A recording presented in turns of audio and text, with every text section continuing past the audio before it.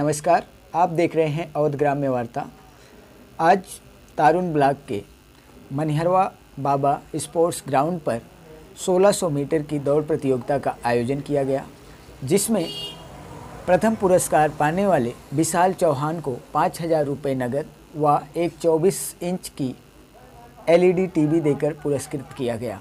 जबकि दूसरे स्थान पर आने वाले भदौली निवासी हरिओम सिंह को 2500 रुपये का पुरस्कार और मुलायम सिंह यादव तीसरे स्थान पर आने पर 1500 रुपये की पुरस्कार प्रदान किया गया।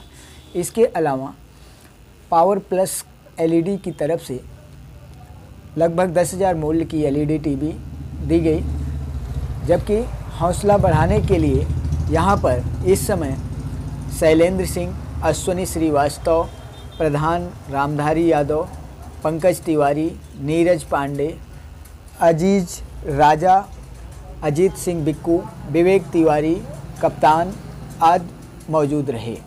इस प्रतियोगिता के आयोजन में अंशुमान इलेक्ट्रॉनिक्स व CPL LED कंपनी का प्रमुख योगदान रहा। अयोध्या जनपद की खबरों से अपडेट रहने के लिए हमारे चैनल अवध ग्राम्य वार्ता को सब्सक्राइब करें।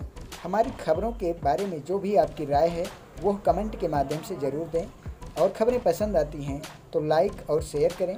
साथ ही खबरों को भेजने के लिए 94 54 83 48 95 नंबर पर व्हाट्सएप करें।